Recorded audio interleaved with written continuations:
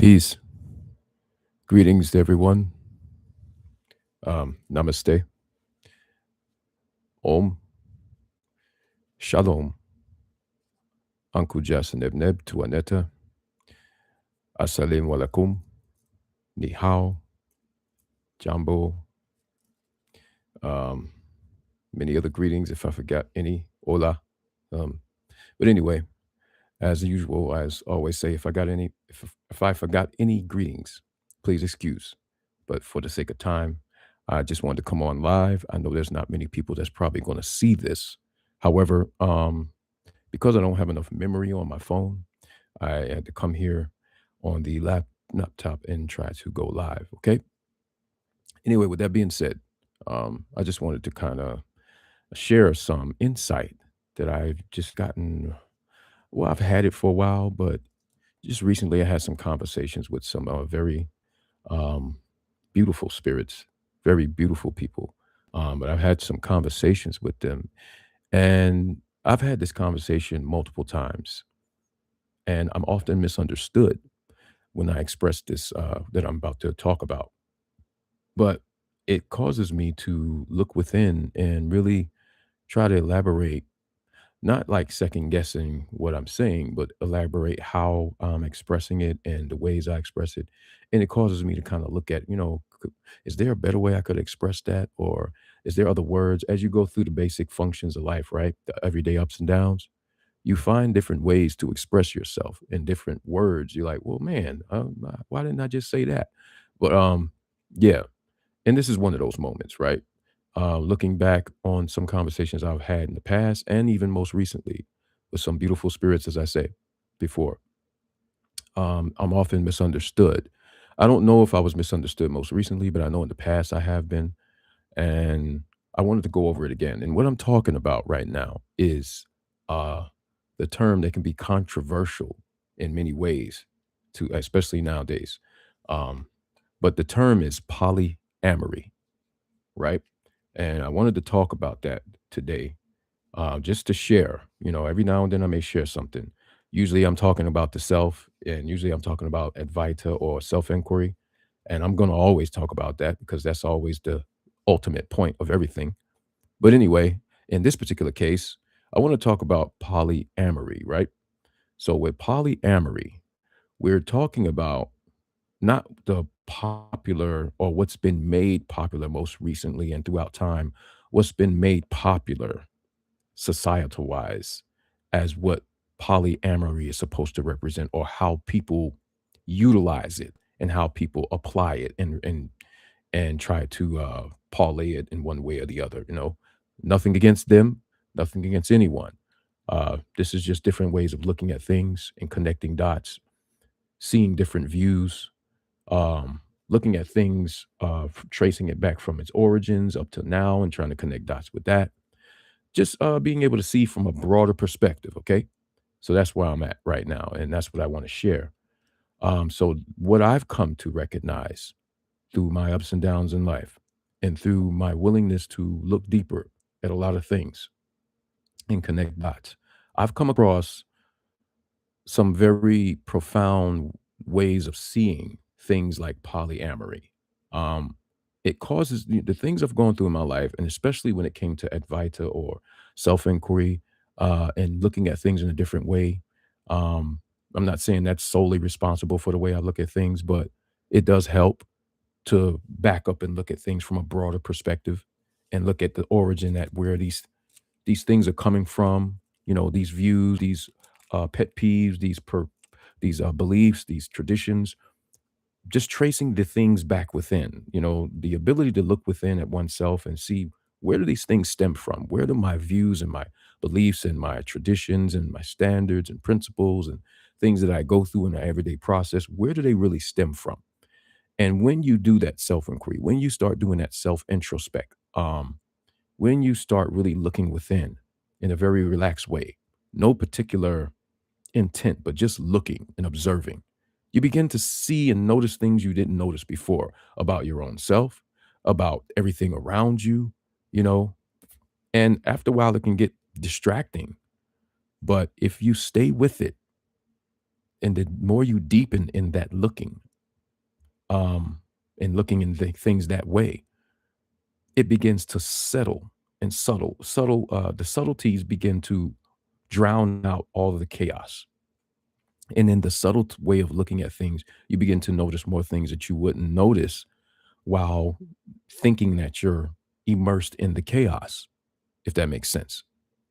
So with that being said, I just wanted to get into that. And another thing I wanted to do, I wanted to kind of do a little disclaimer, whereas what I'm sharing with you today is not the end all be all of how you. I'm not trying to tell anybody how they should think, how they should feel about their life and their experiences. I'm just offering other ways of seeing things. I'm offering other ways of viewing things. I'm offering a way to connect dots and look at things in a different way to have a broader perspective and be able to, if this does help you, you can take this with you and you can apply it in different ways of your life. And who knows, you may begin to see things differently in the broader aspect of things and not just one particular notion or idea or belief or opinion, you know? You may have a broader perspective at your entire existence and the existence of everything else and the connection between the two, which is the whole point anyway, right? So, with that being said, I want to go into this. Um, Polyamory, right? When I think of polyamory, and just humor me on this, right? When you think about the term polyamory, you break it up in two. There's the first half, which is poly, right? Then there's the second half, which is amory. So what I did, I wanted to look on here, and I like to look things up in etymology form, right? We have definitions, and then we have etymology, which are very similar, but a lot of times the etymology form kind of tells you a little bit of history of where the intent or where the original previous usages of the terms come from. Because when it comes to words, there's always nuances on how the words are used and how the meanings are applied to them. And, people have these different things. That's why we have things like slang that we call today, slang and accents and so forth and so on, because one word can represent many things in many ways, based on circumstances. And that ultimately is where I'm going, where this can all turns back into the individual. So let's stay with it, right? I'm looking up the first half, which is poly. So when I looked up the etymology of poly, I got this, right? Now, this is Copilot search, right? And this is from Bing, Copilot search. So you can type it in if you want. You can Chrome it, you can Google it, however you want to do it, duck, duck, go it. Anyway, let's get to the point. So the prefix poly, P O L Y, originates from the Greek word polis, Polys, meaning many or much, and ultimately traces back to the Proto Indo European root, which is pele, Pele, meaning to fill, right? So let's take these key phrases from this sentence, right? So poly, and its many different spellings like Poly, Polys, or the Proto Indo European, Pele, meaning to fill. So poly, as in Poly, means many. Polys from the Greek form means much. And then the Proto Indo root pele means to fill, right? So here we go. Now we go into the Greek and Proto Indo European origins. The prefix poly, it says the prefix poly comes from ancient Greek words polus or palus, Polus, which translates as many or much and is used to indicate multiplicity or abundance in compounds, which is related to my um, thumbnail on this live. It is a symbol that I kept seeing in some of my visions.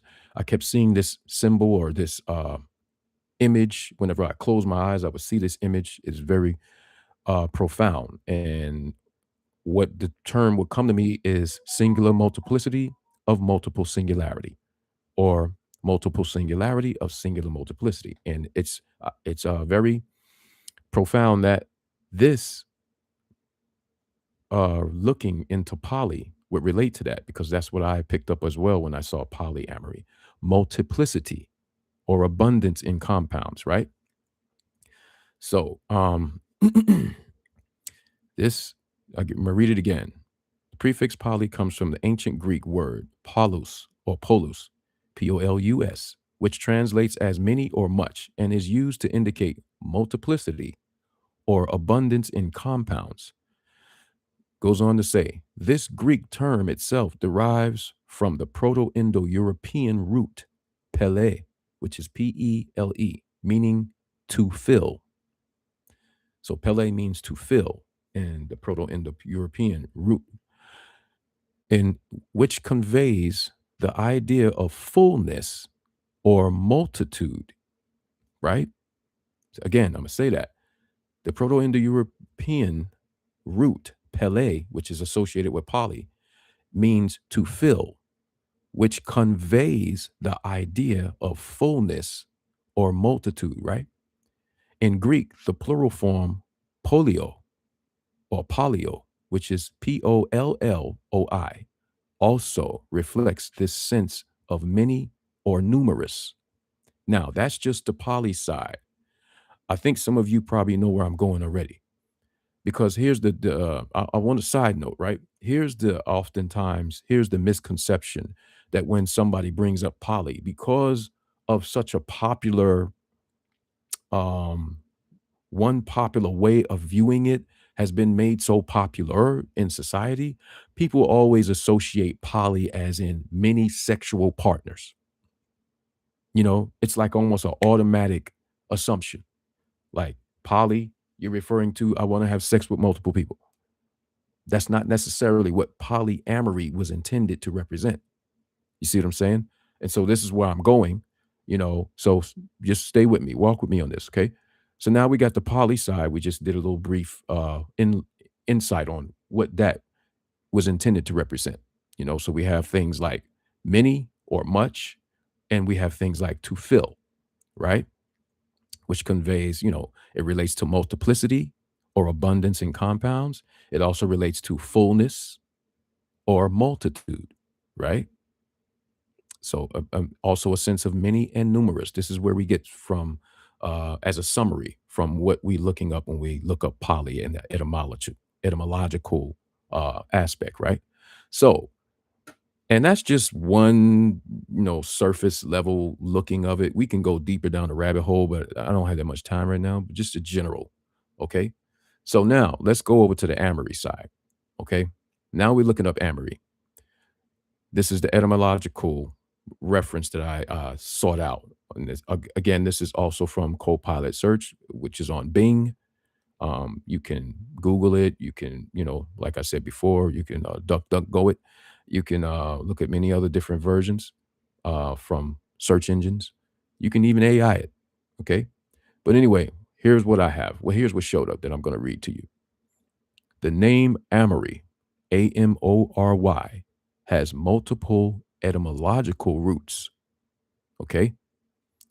Now, here's one of the first sentences. It is derived from the old French word Aimeri or Amiri. Aimeri. Amiri or Amory. Amory. So it means beloved or loved one, which traces back to the Latin root amari, Amara, or Amare, rather. Okay, so the Latin root amari and the old French word Aimere, Amari or Amiri, it both is associated with beloved or loved one or to love. The Latin root Amare, Amare, means to love. Okay. So now we had the old French reference and the Latin root French Latin root reference. Anyway, let me slow down. Trying to talk slow so I don't jumble up my words, right? So follow me here. If I seem to be going too slow, just be patient with me because I'm trying not to jumble my words here as I'm reading them. Alternatively, it has English origins from the Old Germanic name Imeric, and that is spelled Amaric. Oh no, that's a L. Amalric. Amaric. Amaric. Amaric. Which combines an amal. I almost said animal, which combines amal, which is spelled Amal, meaning work, and Ric, meaning ruler. Okay, so from the English origins, it can mean work and ruler. Amal meaning work, and Rick meaning ruler. Similar to Rick the ruler. Anyway, no, let's get back to it. I just had to throw that in there. You know, I get a little silly from time to time. But anyway, let's stay with it. Rick, RIC, meaning ruler, thus interpreted as home ruler or ruler of work. So that is the old English origins or the old Germanic name, Amalric. So this is reference to the old Germanic name, Amalric. That name was referenced to mean ruler of work or home ruler, right? So that's another reference for Amory, okay? Anyway, let's keep going. We have one more here. Some sources also suggest it connects to the name Emmerich. Emmerich spelled Emmerich, combining erm is that ermin, which is Ermen, meaning whole or universal. Again, that's Ermen, which means whole or universal, and Rick, meaning ruler, indicating a meaning of powerful ruler or universal ruler, right? These interpretations highlight the name's associations with love, leadership, and industriousness. So this is the references that they reference. You know, this is what the not popular, but often utilized references throughout history and back. I don't want to say ancient because that's another rabbit hole we can go down and get even deeper with it. But for the sake of time saving, we're not gonna go that deep today. But just from this surface level looking, right? We got a lot. We have Emmer or Ermin and Rick, which is one reference. And this is still associated with Amory. Okay. This is not even a poly part. This is Amory, meaning whole and universal. Now, even the poly part, you know what I mean? You still got some references to that reference full, right? So you have a connection now with the intent of the expression, completion, fullness, wholeness, ruler, not over just many, but mainly over oneself. Because home represents self sometimes. Oftentimes, home represents self because it is not the location that makes a home a home. It's the individual that decides that location is a home or not. And that's another rabbit hole we can go deeper down in as well. You know, home, they often say home is where the heart is. And another way of translating that is you determine what's home for you. You know what I mean? A lot of times we're programmed into believing that a place has to cater to us to be a home, and that's not necessarily so. Home is still a decision, just like happiness is a decision. I'm talking too fast again. Just like happiness is a decision, home is a decision. So what you deem as home for you is a home for you because you make it so. You decide it be so. You choose it be so, right? And here it is, the same, take that whole thing that I just said to you and try to apply that to the concept of polyamory. Okay. It is not mostly what people are telling you it represents. Again, it's just there was a phrase in the Bible, I can't remember the exact scripture, but It says when, between a marriage or a covenant, what those two people decide is as long as it's consensual between those two, then there is no crime in what those two decide to do, right? Now, you have to be honest with yourself because if you're allowing somebody to do something to you that you don't like, then you have to stand up to yourself within. And here's where the Amory part comes from. Universal ruler. That universal ruler is not just everything outside of yourself, it is within you too. That's not saying that you're allowing someone or something to be a ruler over you. That's recognizing and confirming that you are ruler over everything, especially including yourself.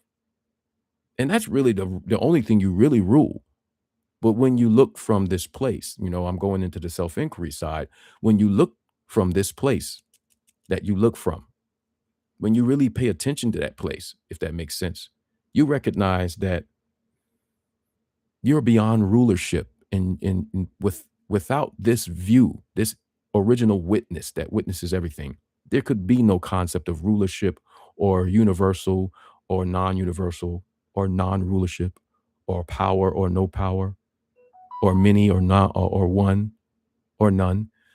So the first ruler or the first recognition is oneself in ruling over oneself. And here's how I'm going to connect the dots because when it comes to this, right, you have to be able to know yourself in order to navigate life itself in its most intended way.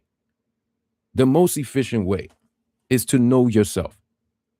Okay, because what I'm getting to, what I'm building up to is ultimately whether it is polyamory or solo amory, um, whether it is many or just one, ultimately the decision and the onus is on each individual or seemingly individual, each presence that you say, I am with. You say you are. This you that says you are has the ultimate decision over everything, right? And so when you're going into a polyamorous um, concept, the way of seeing it is ultimately up to you. And that comes with everything, whether it's polyamory, whether it's just what that tree means to you, whether it's just what love means to you, whether it's just whether what poly or solo or singular or multiple means to you. Um, whatever a meaning is initially presented to you, you still have ultimately what you decide that means. And that's how we got to the point where people will all automatically assume that polyamory means multiple sex partners. Excuse me for that. Can't edit that out, can we? Anyway, but and I'm not talking about what I just said. I'm talking about what just flew out of my mouth while I was saying it. Excuse me. But yeah, when it comes to the insight of polyamory, right? There's many ways of looking at it, but what's made popular is that way right there. And I'm not knocking that way. I'm not saying anything good or bad about that way. I'm just saying it's just one way. And society, majority, the majority of society is not aware that there's more than just that one way. And that one way is not the original intention of what polyamory was intended to represent. Most people don't bother to like really dig and look it up. So they just go by the popular opinion or the popular buzz that came along with that term. You know, polyamory, in truth, listen to what I'm saying to you now. And for many of you, this is no jab at anybody I've had a conversation with. Okay. I want to put that out first. This is no jab at anyone. There's no jabs involved in this at all. This ain't a boxing match. Okay. So I'm not here trying to throw jabs or throw blows or sneak punches. This is all pure intent to express what I intend to express when I say polyamory and what some others refer to when they say polyamory. And you'll be surprised. So walk with me, stay with me on this, okay? Because I'm leading up to it. What? And some of you like, hurry up, get to the point. Yeah, right. All right, anyway, let's get to it. Polyamory, if you think about it, because people mostly associate it with multiple sex partners, right? This is the popular assumption. There in nowhere in that word, polyamory, nowhere in that phrase is the word sex mentioned. I just want y'all to just stop for a minute and just think about that. Look at the word polyamory. And nowhere in that word, and nowhere even in the etymological references and definitions did it mention anything about sex. All that stuff that I just talked about, none of it talked about sex. Sex can fall under the umbrella of this, right? But it did not talk about sex. Now, with that being said, I'm going to take you, if you're willing to go with me, I'm going to take you into something that you probably didn't notice before. It's probably going to blow a lot of you's minds because you didn't even think about it, you know? And I don't want nobody to take offense from this because I don't intend any offense from it. I don't intend any offense with it. I don't intend any offense with it. I'm talking too fast again. Anyway, what I'm going to say, right? And hear me out. Again, this isn't a jab, so don't, for those of you, this might trigger you. Don't let it trigger you, what I'm saying. Hear it out. Hear out what I'm saying.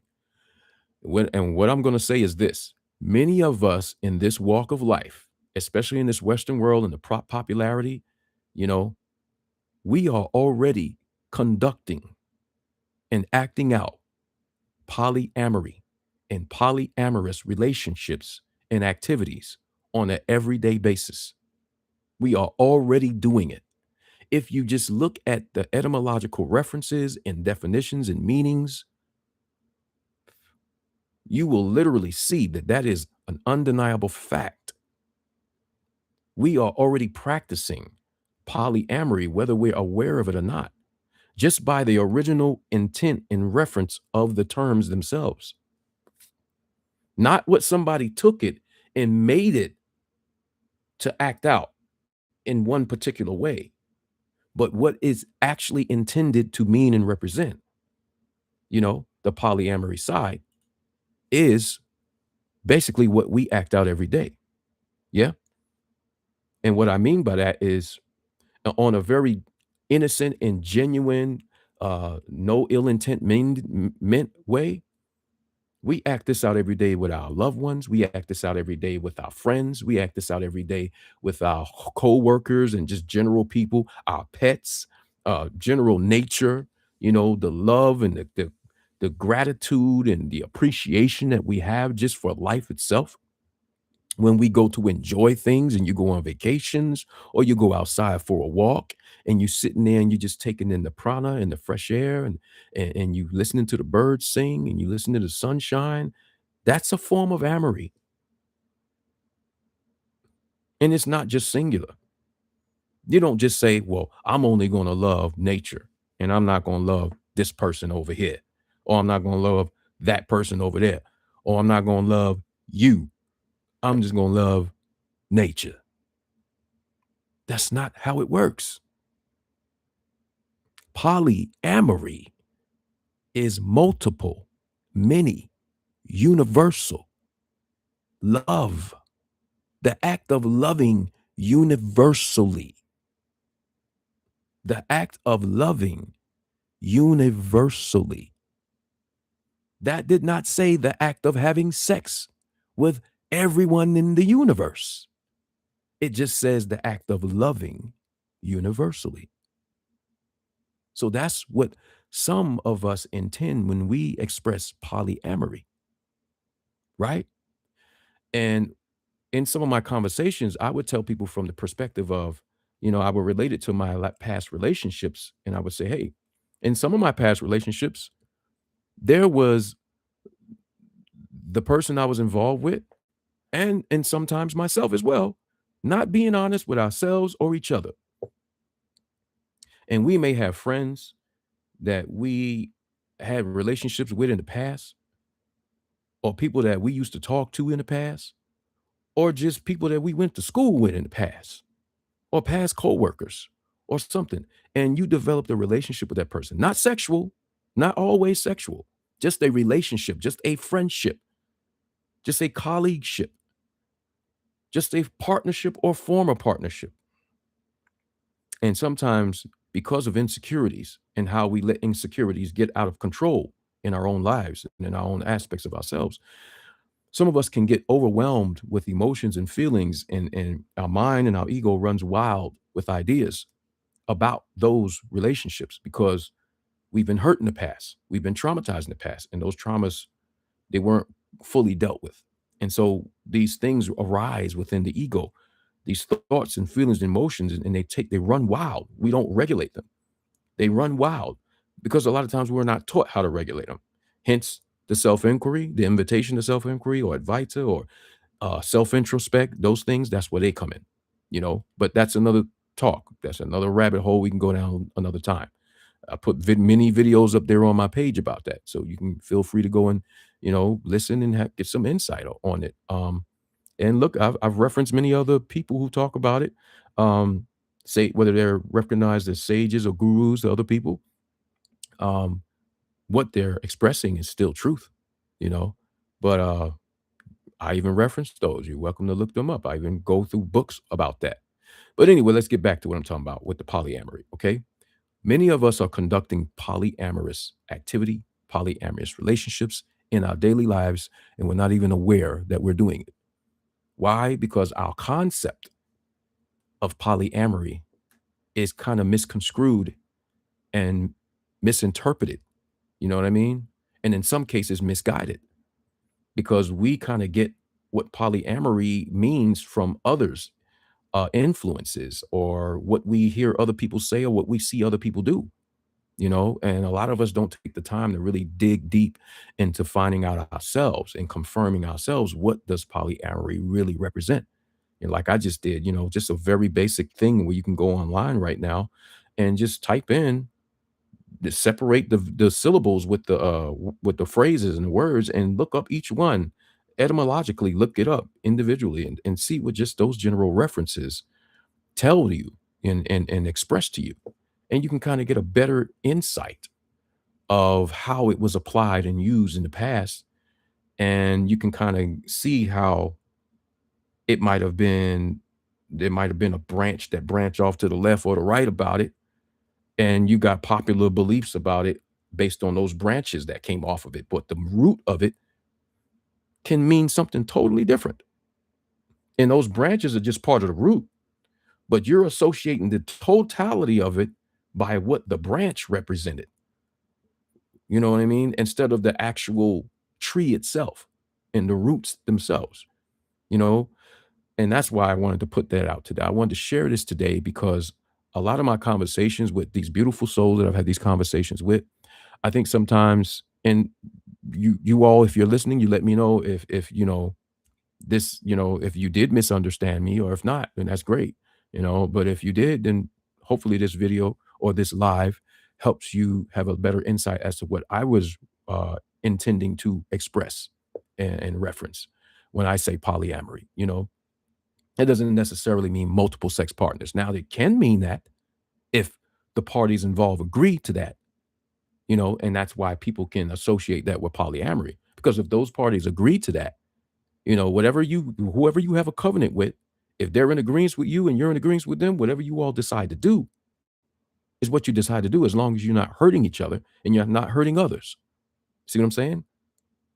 And that's where the emotional maturity and the emotional intelligence and the psychological intelligence and maturity, the spiritual intelligence and maturity, all of this comes in with polyamory, because once you recognize that this is something that you're already conducting, it forces you to be honest with yourself about this. Because the only misconception is the delusion that you're not already practicing polyamory. Because once again, we just looked up what the etymological reference is, what the true intent of it, you know, one of the many true intents of it was intending to express, and that is many love or universal love or multiple love. Love is not always associated with sex. See what I'm saying? A lot of people misconstrue to this day. What a lot of people have a innate, subliminal, indirect assumption that love is associated with sex. Sex is an umbrella. I mean, sex is an experience under the umbrella of love. That's the way I want to put it. Sex is under the umbrella of love, but sex is not the totality of love. You see what I'm saying? Sex can bring about pleasure. It also can be the doorway and the catalyst to bring about new life into physical form, you know? However, it is not the totality of love. The totality of love, especially from within oneself, again, some of the references is ruler of home, home ruler or work ruler. You know, if you love your work, you doing work that you love, is that not polyamorous or just solo amorous? Is solo amorous because it's just that one work that you love to do? Are there multiple works that you love to do? You know, some of us, like I love to sing. I also love to make music. I also love to write music. I also love to write lyrics. I also love to draw and paint. You see, I also love to sculpt. I also love to create and invent. Um, there are many loves, you know, and there's a love involved in all of this that we do. And we have these gifts and these talents. And we may come to love these gifts or talents, or we may come to not love these gifts or talents. But the love is more than universal. It's more like an omniversal, be honest. But that's another rabbit hole we want to go down.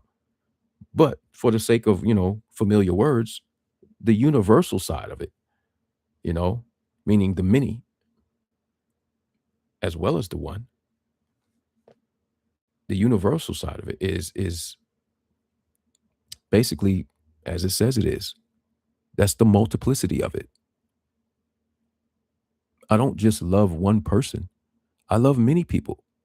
I can't just love my father and not love my mother. I can't just love my mother and not love my father, even though I have the ultimate possibility to make that decision. That is available to me to make that decision, you know. But true love doesn't discriminate, you know. It's the individual that decides to discriminate. Love is not something that can discriminate. Love is much like the light from the sun. It shines on everything.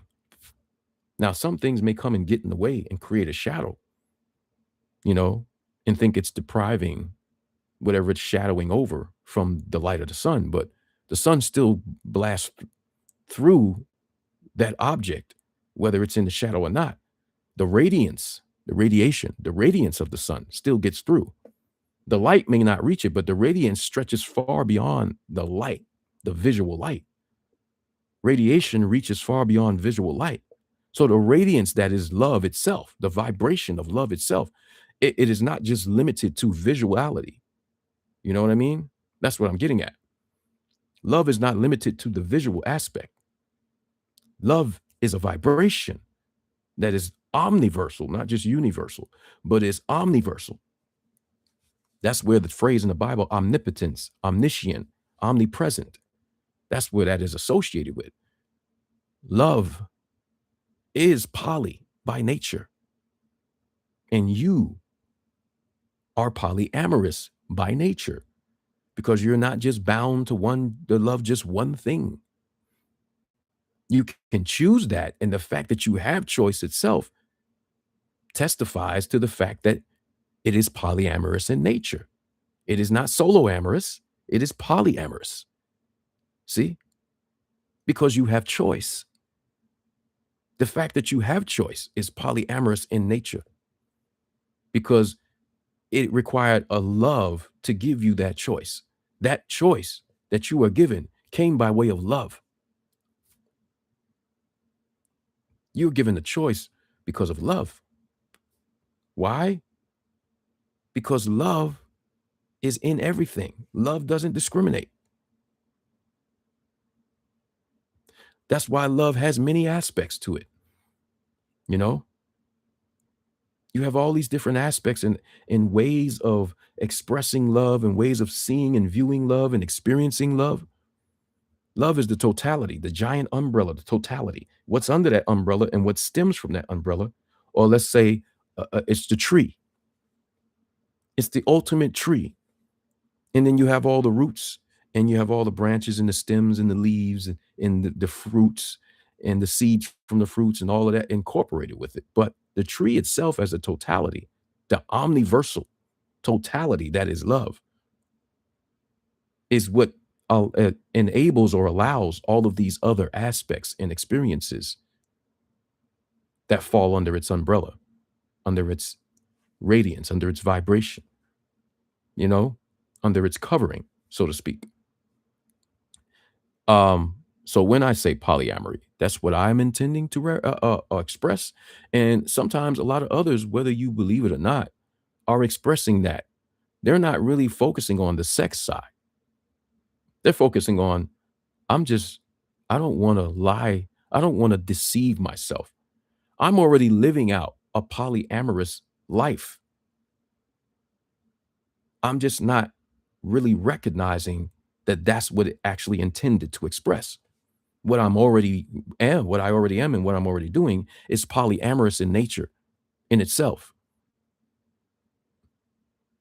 I have a mother and father that I love very much. I have a sister and brother that I love. I have a son and a daughter that I love. I had a wife. I had multiple wives, not all at the same time. But if that's something that would come up and people agree to it, that's not a sin. You see what I'm saying? Because there's an agreeance to it. And the way that agreement comes about, if nobody was hurt and nobody's being hurt in that, then those people agreeing to that, there's nothing wrong with it because love is love, and you don't look down on love. You can, you have freedom of choice, but what good is it going to do you? See what I'm saying? So ultimately, it's just a denial or a delusion of oneself and one's reality. And again, here we go with this um, things flying out my mouth. I need to slow down, stop talking so fast. Anyway, it is a ultimate recognition and self-looking that brings about a recognition that only you can confirm yourself. You know, when you look at things in this way, I just share it and I express it because this is where I am. You know, at this stage, I'm coming into realization that I'm not saying I particularly want a polyamorous relationship. A lot of people that I speak with about this, they mistake what I'm saying. What I'm saying is even more profound. What I'm saying is that we are already polyamorous in nature and we're just not aware of it. We conduct it every day. And sometimes the challenge in this society, especially in this Western world society, the popular belief of polyamory is automatically associated with multiple sex partners. And that's not what polyamory was originally intended to represent.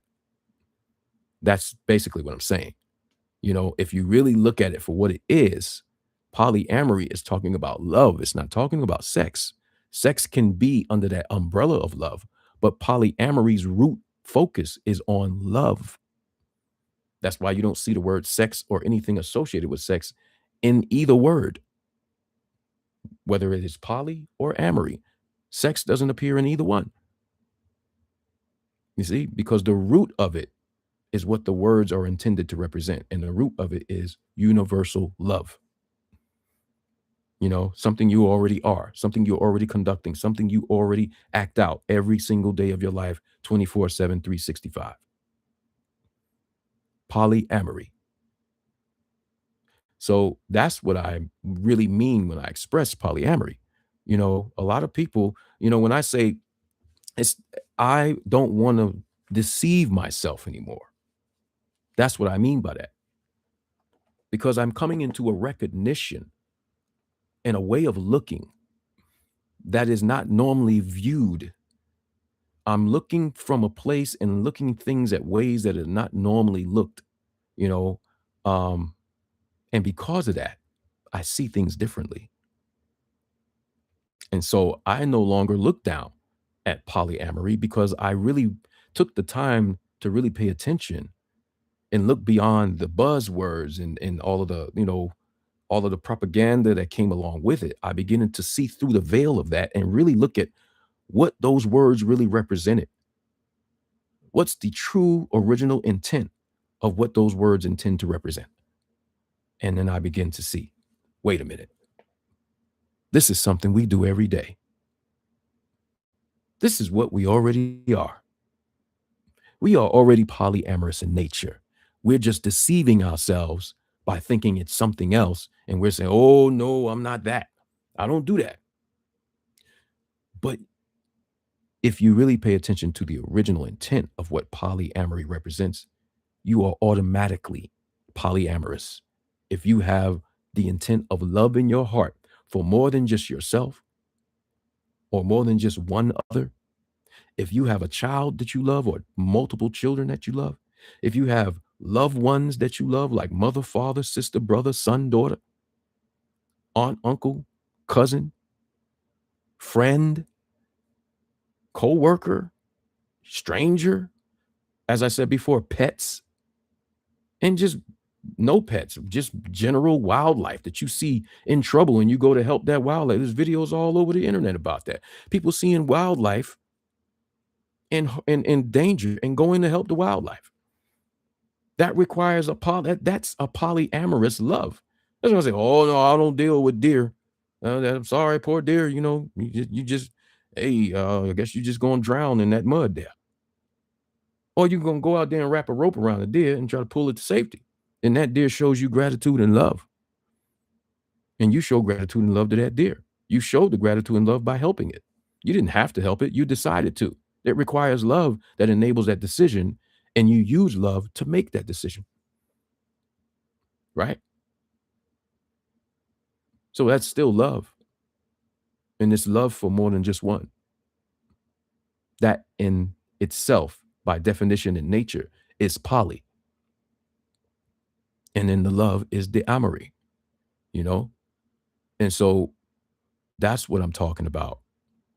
And that's what a lot of us are talking about. But a lot of people misunderstand us when we say polyamory. Even I've seen some polyamorous couples, I would say, um, or more than couples, I guess, because couple is two. So you would say a polyamorous family um, on the internet, and they give insights to their life and their daily life and their activity. But a lot of people, again, I've seen it in watching them sometimes because I wanted to understand it better. Because once I looked at the definition, it made me go back and look at these people differently, give them a chance, and then really look at what they're talking about and look at their everyday life. And then I begin to say, this is based on love. This ain't based on sex. This is based on community love, building a community of love and good intent toward everyone involved. That's what this whole nation and civilization was intentionally or originally intended to build, to be built as and built upon. Polyamory, universal love, not universal sex. That's the perversion of it because, well, not universal sex is not a perversion of it, but it can easily go into perversion, right? Because that's how some people, if that's their intent, then they will use it like that. But when you're talking about multiple or many or multiplicity of love or universality of love, that is just by nature what we are already doing and what we already intend and what we already say we want, you know? So, for instance, right? Here's an example. You get in a relationship with someone and you've had past friends, not even past ex-lovers, past friends that you still want to communicate with. But if this individual is viewing where they have a certain level of insecurities or worries or trauma or stress or concern, again, I'm not knocking nobody. So that's why I put it in these ways, because I'm not saying this to knock anyone. And I'm not talking about anyone in particular. Okay. So don't be triggered. If you think I'm talking about you, I'm really not. I'm just talking in general terms. But this can help people who I've had conversations with in the past understand a little better or understand a little better what I was referencing when I say these things, right? So let's get to it, right? As I was saying, you're in a relationship and you have friends that you communicate, and whoever you're in a relationship with may have some insecurities about you talking to those friends. Now you have to go through the hard choice of, hmm, I have to refrain my love that I have for my friend. Here it is. Here's the challenge right now, because I just said love. And I just because I felt the old ego in me get triggered, I know the ego in some of you probably get triggered when you hear that too. You know, an old friend's love because you've been hurt because somebody said they was a friend and they were over there having sex and that's supposed to be your friend. Well, that wasn't just a friend. See what I'm saying?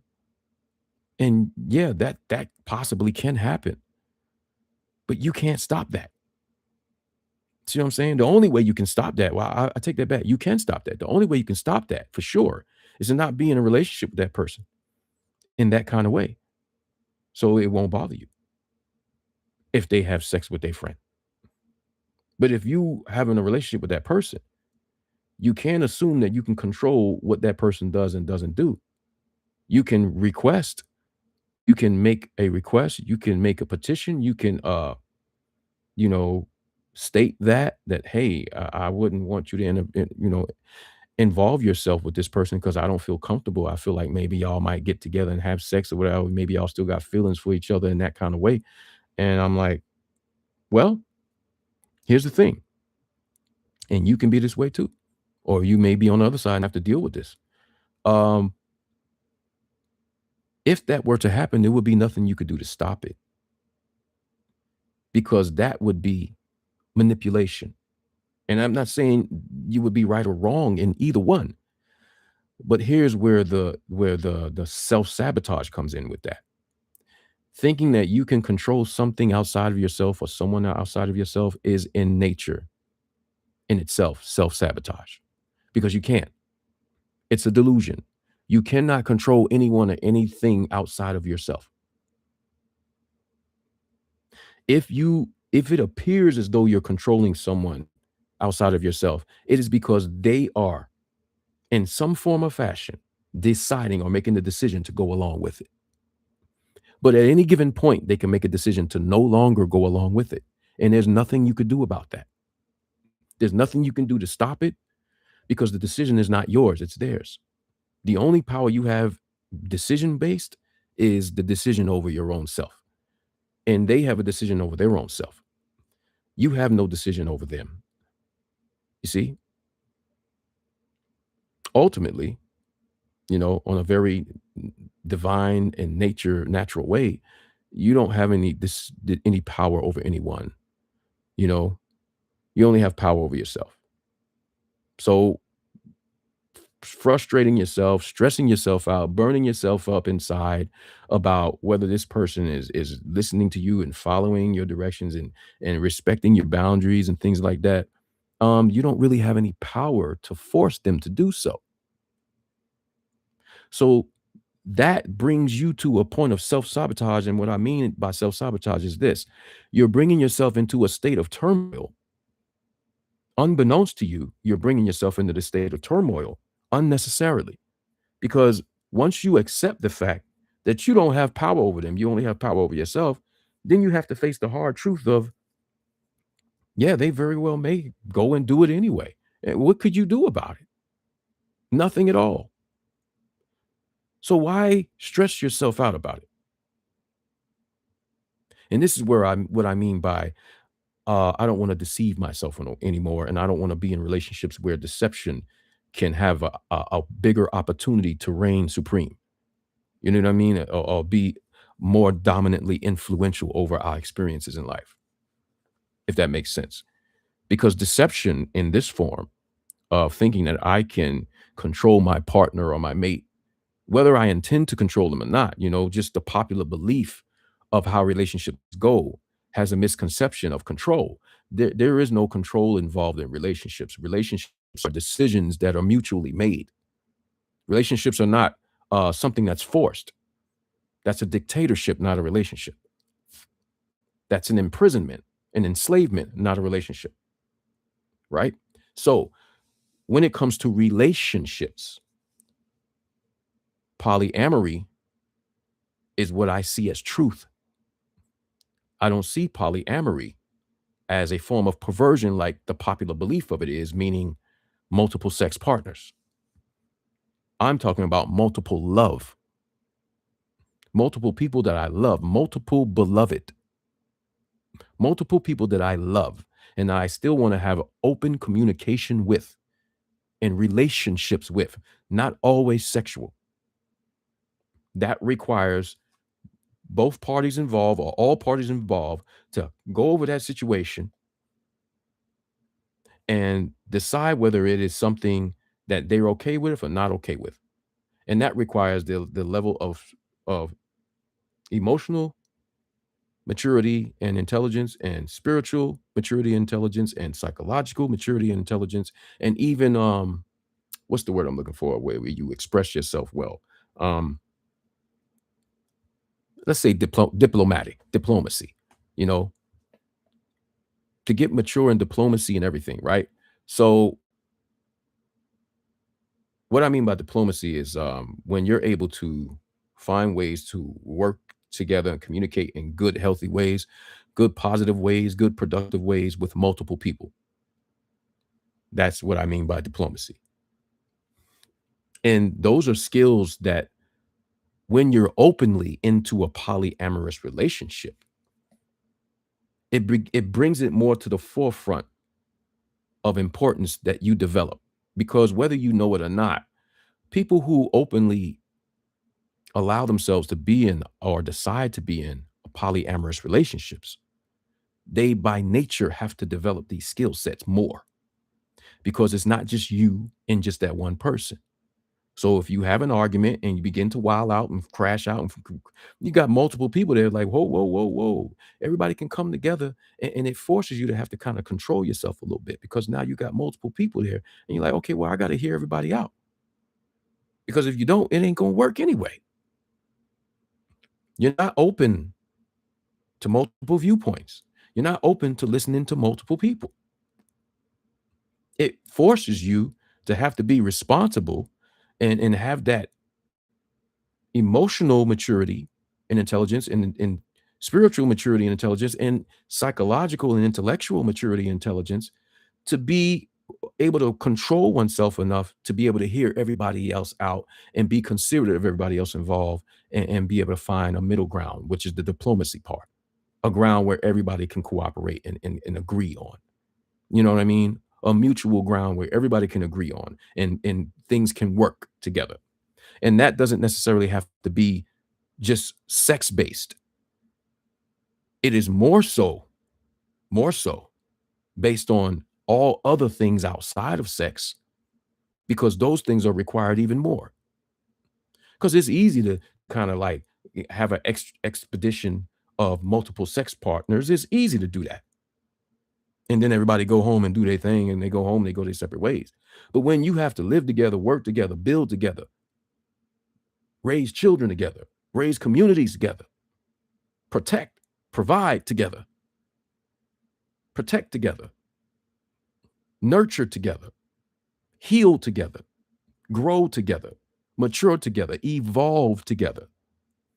This is what polyamory is all about. You see what I'm saying?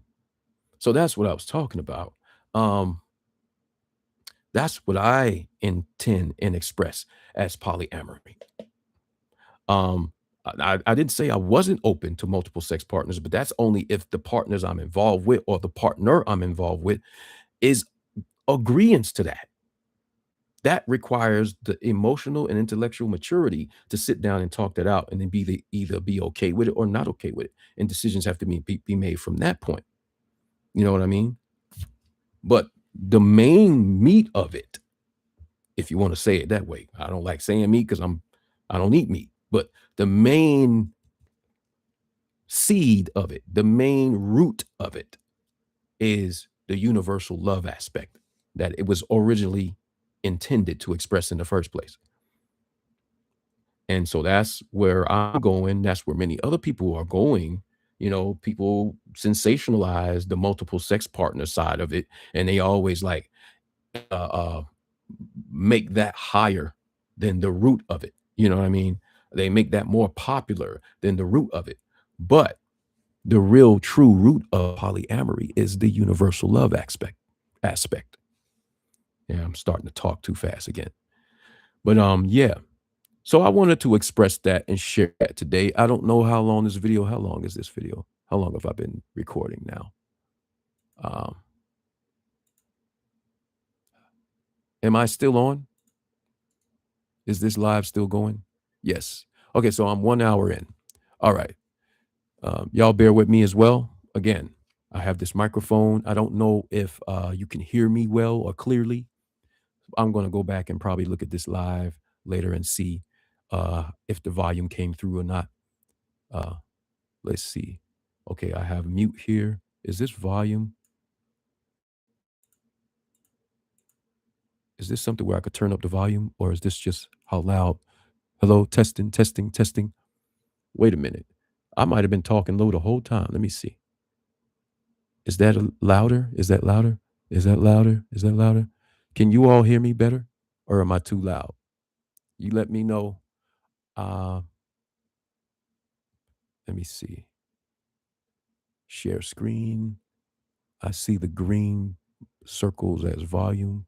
I don't see a volume button. But anyway, like I said, the polyamory side, I wanted to express a little bit better from my perspective and how I look at it. Um, it might not be how many others look at it, and that's why I wanted to go ahead and clear the air with this and reiterate how I'm viewing polyamory and what it means to me. When I say it, okay, and when many others say it. Again, I'm not knocking anybody that does the multiple sex partner thing. That is nothing illegal about that if all consent and agree. Um, that is also part of polyamory because it's not just sex.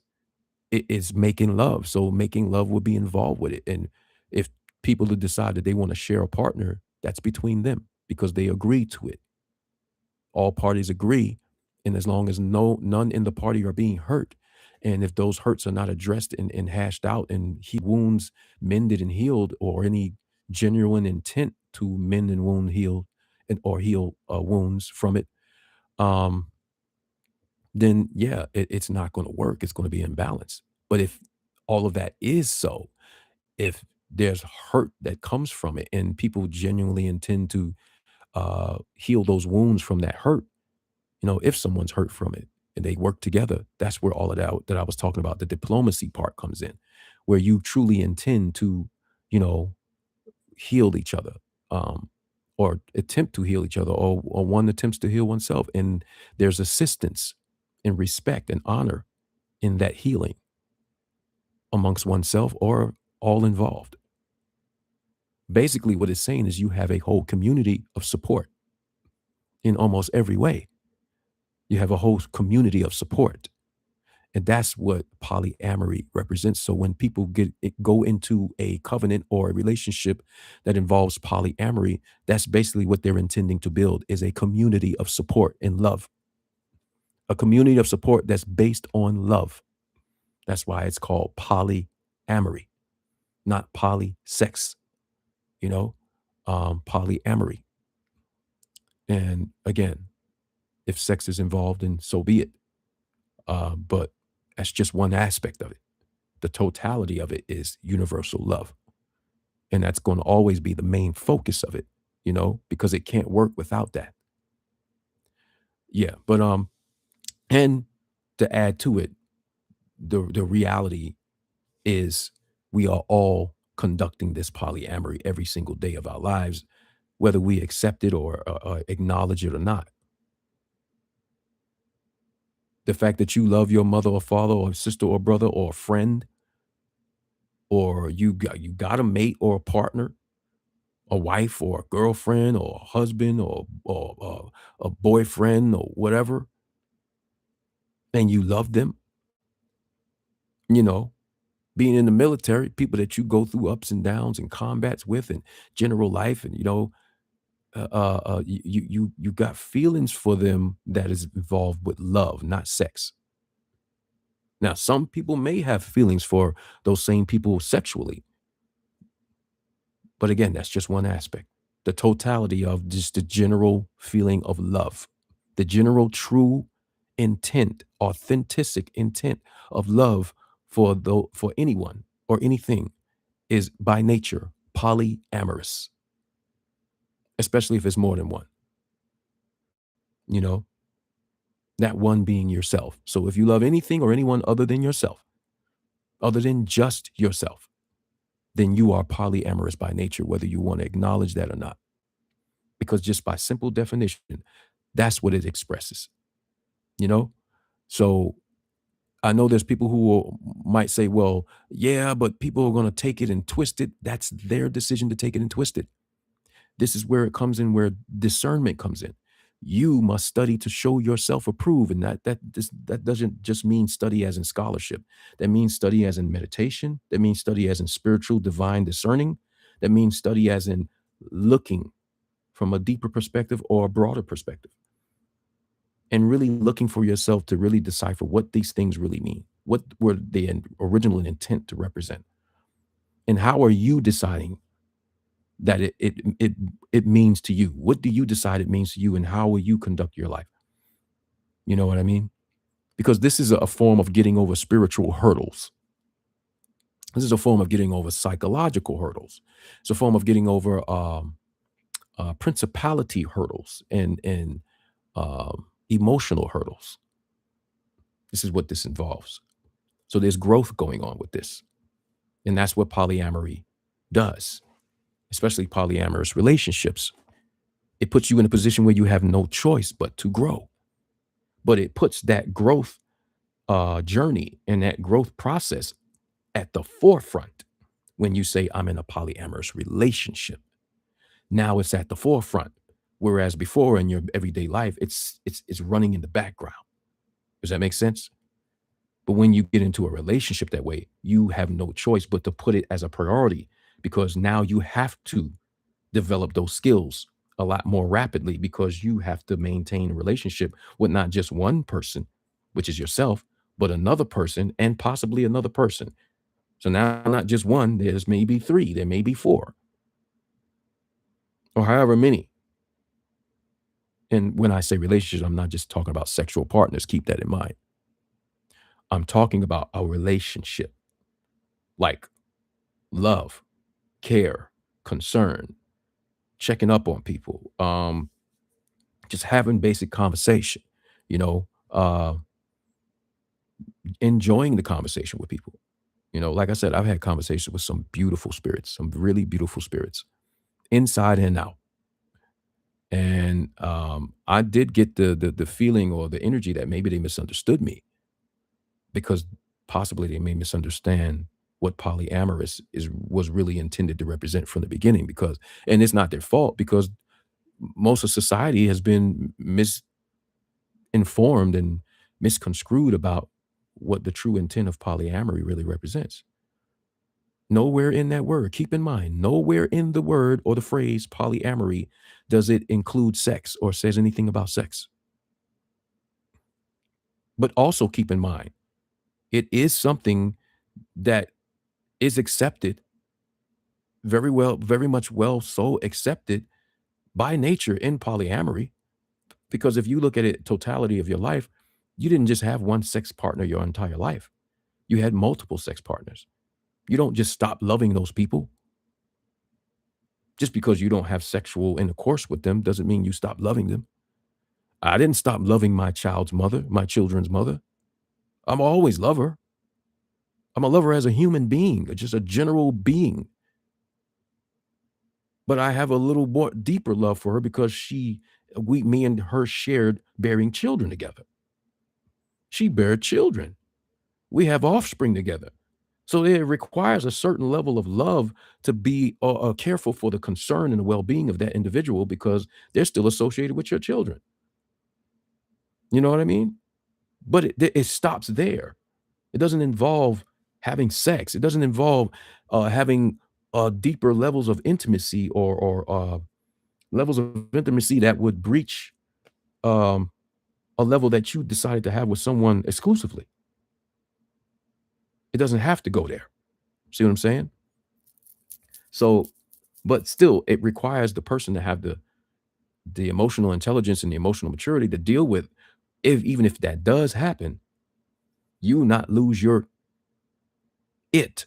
You not lose your wherewithal. You not lose your composure, because you have to understand and understand mostly that polyamory is something you're conducting every day of your life. And the reality is you can only control yourself. You cannot control anyone else. As much as you may reiterate that you don't want that person to do that, I can't tell you how many relationships I've had, even marriages I've had, where women have told me that they don't want to share me, but then they go and they share themselves with someone else and think I don't know about it. And there's been times where I've seen situations that happen in other people, and there's been times where I've done it myself when I was younger, in my younger days. I said I'm in a commitment with one person, and then this other person comes along, and I give in. And I done shared myself with that person in ways that I said I wouldn't share myself, that I would only share with this person. But some of that stuff was realistic and some of that stuff wasn't. And what I mean by that is, like I said before, you have an old friend that you communicate with, you enjoy communicating with them. There's a love there in communication. There's a love there in camaraderie, not a love in sexual intercourse, a love in communication and camaraderie, right?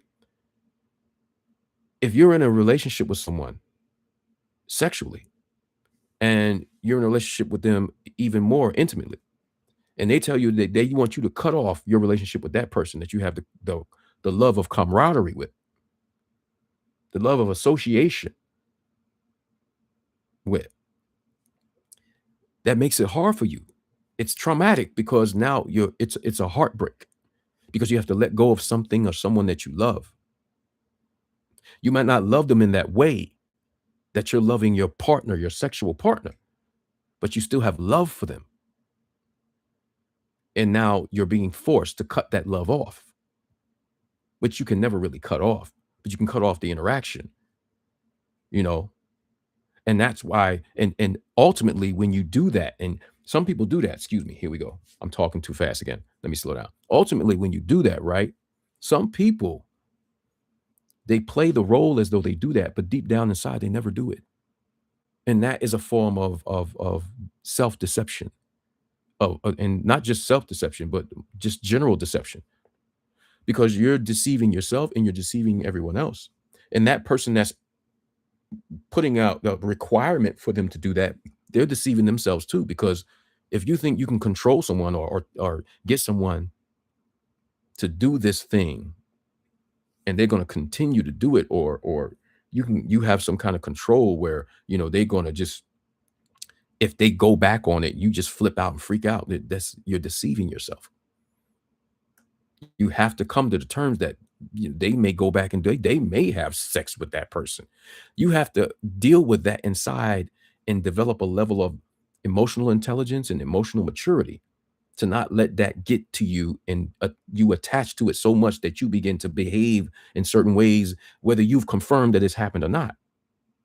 See what I'm saying? You put yourself through stress unnecessarily. You put yourself through turmoil unnecessarily. The ego begins to run wild with these ideas and include emotions with the ideas, and you get attached to it and you begin to act it out.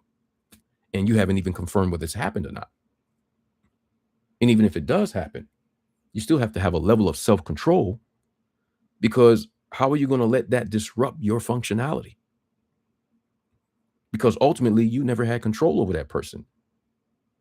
So if you're upset, that's one thing.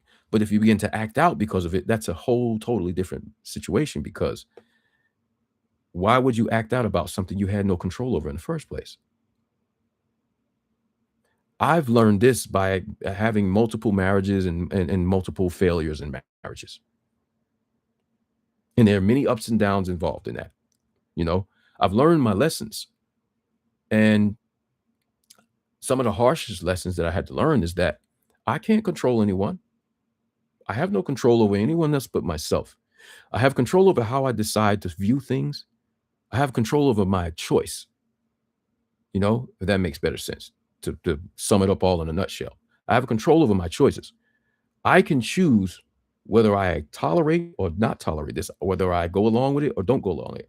I can choose whether I react this way or that way or don't react at all. I can choose that, if that makes sense. Stand by. I choose that, right? And so, hold on, I want to check something real quick. Y'all give me a minute. I gotta check something real quick.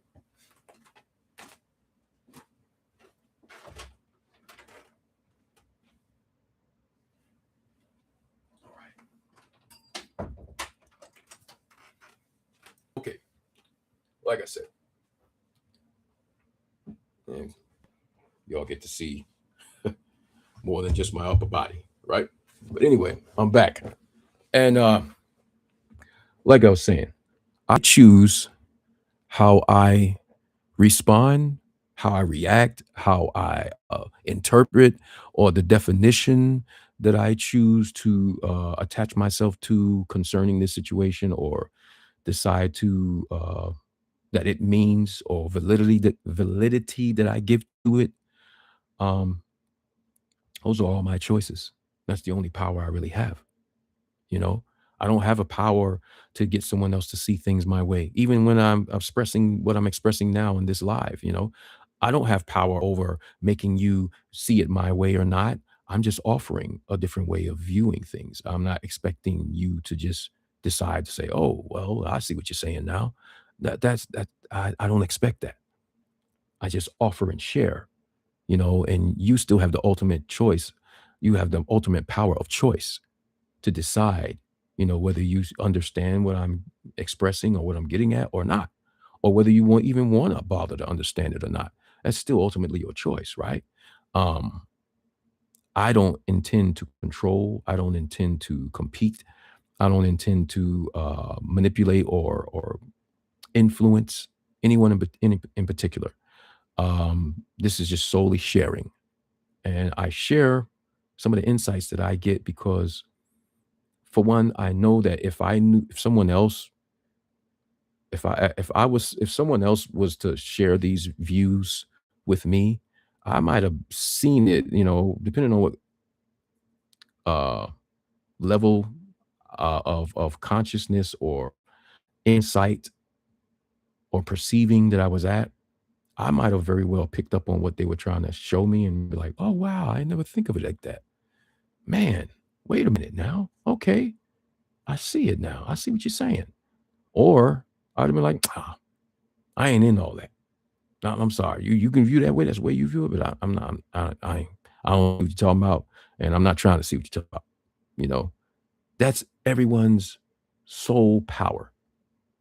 You have the power to choose how you view things, whether it's valid to you or not, um, how you react to it, what it can mean to you or not mean to you. That's all your power. But what you don't have power over is to be able to control that for someone else, if that makes sense. None of us do. And that's why it requires community, communion, communing from the I location, community of love. Love in a community base, in a community form, is far more effective. I was listening to a video the other day, and there was someone on the video that said that one of the richest black men in the world was raised in a polyamorous household, a polyamorous relationship. Now, they probably meant by like more than one love partner too. But in general terms, if you think about it, it's like, well, dang, that's good. That's like saying he grew up in a healthy community, a healthy household, if it was healthy. Because polyamorous, in its original intent, its root intent, is healthy in nature. Now, the perversion form of it, hear me out, the perverted form of it, that bases it that focuses mostly on the sexual side of it, that can turn out to be unhealthy and toxic. But even if it turns out like that, if the people still want to work together and make it work, eventually they come to terms with having no choice but to utilize the skills or develop the skills to make that so, to make it a healthy relationship, to make it a healthy interaction. Because you have to develop those skills of diplomacy, those skills of like we were talking about earlier, spiritual maturity, emotional intelligence, maturity and intelligence, diplomatic maturity and intelligence, just self-control, because you got to be able to listen to more than just one interpretation or expression, and be willing to be open to hear it all, and find ways that everyone has a common denominator in that works for everyone. You know what I mean? Those skill sets have to happen. In the military, it's taught to you. You're trained on that. But in everyday life, you're not everybody's trained on that. Man, it happens naturally. It unfolds naturally in life in many different ways. But in a polyamorous relationship, you have if everybody involved in this polyamorous relationship has good intent toward one another, then you have a very healthy environment that is very supportive of the development of every single one involved. And you can't really get any better than that, be honest with you. Whether it is multiple sex partners or just multiple focuses of community to work together toward the healthy health concerns and betterment in every aspect, basically. So basically, what I'm saying is polyamory is really speaking to community support, real, genuine, authentic community support. People coming together and really genuinely deciding to support one another in a very communal form, you know, more than one, even more than two, more than three. And again, I keep reiterating, I have to reiterate this. It does not always concern sexual intercourse with all involved. You know, this is an intent to have community support. Everyone pitches in, everyone works together, everyone has the intent to support one another genuinely. You know what I mean? No tricks, no games, no schemes, just genuine love universally as a community, you know? And that community may grow, it may build, this is where sitting down and hashing things out matters. That develops the skill of diplomacy, you know? So that's what I mean when I express it. And I know a few other people that when they express it, I know that that's what they're talking about. Now that I've looked at it from this aspect and perspective, and I go back and listen to what they were saying in their videos and what they were sharing, I grasp the fact that this is what they were really meaning and what they were expressing, you know? Now, those people that I watch the videos on, they indulge in multiple sex partners as well, but not everybody has to. See what I'm saying? Because that's not polyamory. That's just a facet that happens up under the umbrella of polyamory. That's not actually what polyamory in totality is. And again, because of societal influence, we're often programmed to overlook the true intent and basis of polyamory and begin to solely focus on the sexual side of it, you know, and that's a misguiding. That's a misconception and misinterpretation, you know. Not knocking those people that do that again, but it's sometimes it's not even them. They're trying to explain and express that, the ones who have the multiple sex partners, they're trying to explain and express this is not just about sex. This is about communal support. This is about universal loving. This is not about just sex. And we do it every day. Some just in denial about it because they don't really understand the aspect of what polyamory represents. And some do, and they just embrace and open to the title or the term polyamorous. Because it's just like saying, universal love. Yeah, I agree with universal love. And when I saw it like that, I had to go back and change everything that I had said before. Like, oh man, I had a misconception about it. I admit, yeah, I was wrong about some of that stuff. I had a misconception about it. Now I see it for what it truly is and what it was intended to be. And I'm like, yeah, I'm okay with that. I accept that. If it's like that, I accept that. Mm-hmm. Yes. All day, every day. 24, 365. Yes. I accept. However, if there's a perversion of it and there's any imbalance, there's going to be an attempt to level off that imbalance and make it fair for everyone involved. And if that doesn't work, then it just doesn't work. Right. And that doesn't necessarily have to be just solely in the sex side. That can be in the relationship side. That can be in somebody emasculating you, and you be like, "Hey, I don't like when you do that." Or you might be coming off in a very aggressive way to somebody, and they be like, "Hey, I don't like when you talk to me like that." And those things have to be hashed out collectively. You know, because that's what a family is anyway. That's what a community is anyway. A family is polyamorous in nature. How could it be a family if it's not? If it's not polyamorous, then how could it be a family? See what I'm saying? So that's all. It's very simple. And again, there's no ill intent involved in anything I'm saying. I'm just trying to clear up the air and bring some clarity to it and connect the dots and show some of the misconceptions and how these misconceptions came about, maybe where they come from, but more so the more important part of it is to really drive home what the true intent and the root of polyamory it really intended to represent from the very beginning, you know, and not to lose sight of that. Not to lose sight of that. Okay.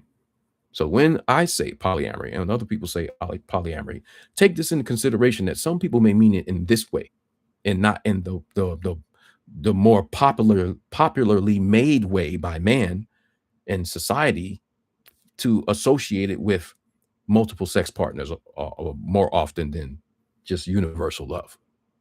You know what I mean? Don't fall for that because that's not always what everybody means when they say polyamory. So yeah, with that being said, that's all I got. I'll probably try to start making some more videos. I just wanted to share this because this was I really enjoy the people that I had these conversations with, especially most recently. I really enjoy if you're watching, you know, if you're watching, I enjoyed the conversation with you. I hope this may have shed some more light on to what I meant and what I mean by that. And again, don't take no offense. This is not directed towards you in any negative way. And it's not directed toward anybody else that I've had conversations with about it that may have or may not have understood me. Um, and what I express when I say it and how I begin to look at it differently. This is what I really mean, you all. And hopefully you can kind of grasp what I'm talking about and get where I'm coming from. And maybe you may have a different aspect or outlook on what polyamory really means and what it represents. Because there's many facets of it that people can use and apply in their life. We do it every day, whether we acknowledge it or not. We're already doing it. So what's the difference by calling it polyamory or just calling it everyday life and love and relationships? It's polyamorous in nature. You already doing it, whether you acknowledge it or not. That's all I did all this to say, basically. But anyway, with that being said, until we talk again, you all be well. I love you. Um, I wish above all things that you prosper as your soul prosper, and that soul's prosperity, as I always say, is knowing the true self that you are. And I will leave many references to it, whether it's self-inquiry or Advaita, or I can direct you to people like Muji or Muji Baba. Look up Muji, Mooji. You can Google that. And you can listen and you can look up HWL Punja or short in short nickname Papa G, Papa G as Ji. Uh Papa G, you can look him up. You can look up many others. Hey, you can look up Christ because this universal. When I say self inquiry, or you look up Muji's invitation to self inquiry, what he's basically, and what Advaita and all the other gurus and sages and people across history have been talking about and pointing to, is what we refer to as Christ. Because Christ was not just Jesus or Yeshua's last name. Christ is a description of the presence that was not only animating that vessel that was named Jesus or Yeshua, but also the creator of that vessel and all vessels, and animates not just Yeshua, but you and I as well. And it is what enables us to say, not only enables us to say I am, but it is what is actually saying I am through us. When we say I am, that is not only us expressing ourselves, that is also the very one we refer to as God expressing itself as us, through us, to us. You're literally speaking to yourself, as yourself, through yourself. And there's a journey that involves the process of recognizing this for yourself, for oneself. We go through all these other experiences in life, but you go on this path that's called the straight and narrow, which is the sankofa, the going within, you know, and looking from the place that you look from, looking at that place that you're looking from, and recognizing what this place is like, that you're actually looking from, not really to, you know, sitting with that place, sitting with that presence, and getting to know it once again, getting to reacclimate yourself with your own presence, your own silence, your own stillness, you know, getting reacclimated with that is knowing God, you know. And I can go deeper into it, but again, for the sake of time, I am already an hour and a half in, an hour and 32 minutes. So I'm going to kind of cut it right there. I have other videos about it on my page. You can look it up. I've got TikToks and Instagrams, but those are mostly like images that I put up. But mainly, I go into detail on this on my YouTube or my Patreon. And there's a link on my YouTube page to the Patreon. Um, but you can look at the videos on YouTube as well. Like and subscribe this live, and like and subscribe my videos on there. And some of them may open up even more because I have some that are more private. So just, check it out. And if you want to leave a comment on some of them, you can leave a comment. But I hope this helps you. I hope this helps many. I hope this helps you have better insight to not just life, but yourself, and a way of looking at yourself, and viewing things differently. Just the way we looked at and about this in the first way, the going through it and viewing it differently. I hope this can help you begin to see things in that way more often, because it's good, it's good to see things from multiple perspectives instead of just one. It improves your vision and your discernment. Okay. With that being said, I love you, and I'll talk to you again soon. You be well. And as I always say, eternal.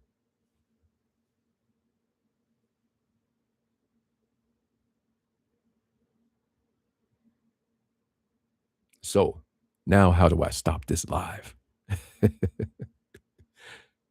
All right.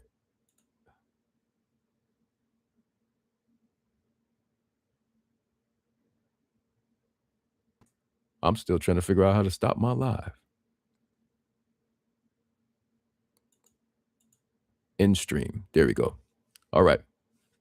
Be well. Peace and love.